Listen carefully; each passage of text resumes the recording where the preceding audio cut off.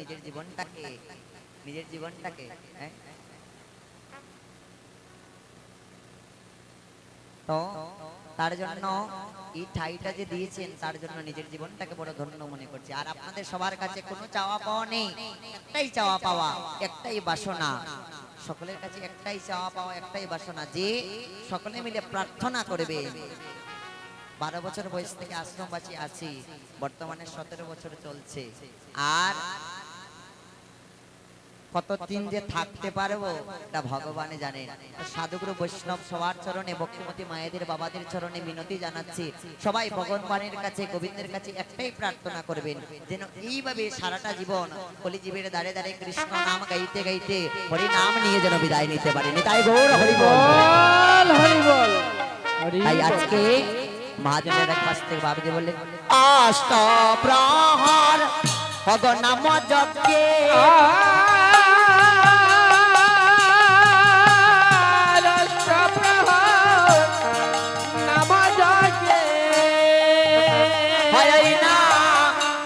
সম্পূর্ণ কারণ হরে অষ্টপ্রহর নাম যজ্ঞে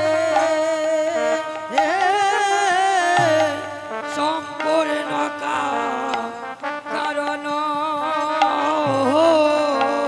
হয়াইনা আনাইলা ধদির বান্ড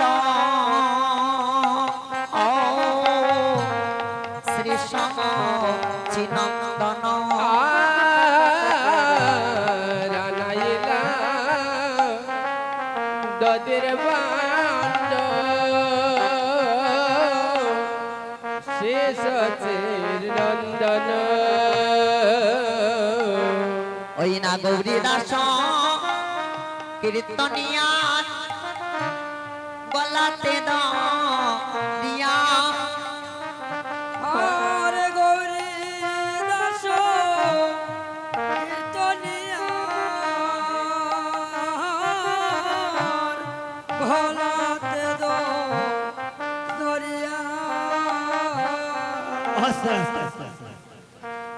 গৌর ভক্তগণ এবং আমার কমিটি সবাইকে বলতেছি, কার্পেটটা তুলতে লাগবো।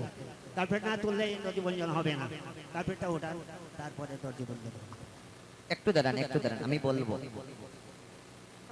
গৌরী দাস আহা কীর্তনিয়া গলাতে দিয়া গৌরী দাস কীর্তনিয়া গলাতে দরিয়া কাঁদিতেছে আমার মহাপ্রভু, প্রভু আমার উপকার করিয়া। দেখো কাঁদিতেছে মহাপ্রভু, প্রভু আমার উপকার করিয়া। আজকে মহাপ্রভু আমার গৌরী দাসের গোলের মধ্যে ধরে ক্রন্দন করেছে, আর ডেকে ডেকে বলেছেন, ওহে গৌরী দাস, এত সুন্দর এই চাঁদের বাজার কানা এবারে ভেঙে যাবে, গৌরী দাস, আমি এত সুন্দর এই চাঁদের বাজার কানা ভেঙে যাবে, সকল সাধুগুরু বৈষ্ণবদেরকে বিদায় দিতে হবে, আমি এটা পারবো না, আমি এটা পারবো না। মহাপ্রভু কেঁদে কেঁদে মিনতি করে বলেছেন, ওহে গৌরী দাস, হে গৌরী আমি বিদায় দিতে পারবো না গো, আমি বিদায় দিতে পারবো না গো, বলি বিদায় দিতে আমি পারবো না গো, বিদায় দিতে পারবো না গো। এমন সাধু গুরু বৈষ্ণবগণকে বিদায় দিতে আমি পারব না গো। ওই এমন সাধু গুরু বৈষ্ণবগণকে আমি বিদায় দিতে পারবো না গো। এমন সাধু গুরু বৈষ্ণবগণকে বিদায় দিতে পারব না গো। এমন সাধু সাধু গুরু বৈষ্ণবগণকে বিদায় দিতে পারবো না গো। দাদা নিতাইকে ডেকে ডেকে বলেছেন, দাদা গো তুমি বিদায় দাও। বিদায় দা বলছেন গৌরী দাস কীর্তনিয়ার আহা গলাতে দরিয়া। হয় রে গৌরী দাস কীর্তনিয়া গলাতে দরিয়া। আজি কহিতেছেন মহাপ্রভু কাদিয়া কাদিয়া। হয় রে কহিতেছেন মহাপ্রভু কাদিয়া কাদিয়া। আর শুনো শুনো গৌরী দাস শুনো রে বুঝিয়া। হয় রে শোনো শোনো গৌরী দাস শোনো মন। বুঝিয়া। অরে কেমন বিদায় দেব ফাটে মরহিয়া। হয় রে কেমন মনে রে দায় দেব কাঁদে মনো ইয়া। বলি কেমন বিদায় দেব ফাটে মরহিয়া। হয় রে কেমন বিদায় দেব পাঠে মরহিয়া। ওই আমি বিদায় দিতে পারব না গো।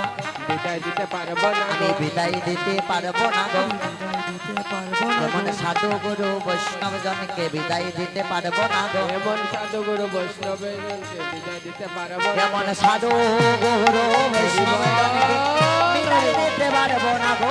এমন সাধু গুরু বৈষ্ণব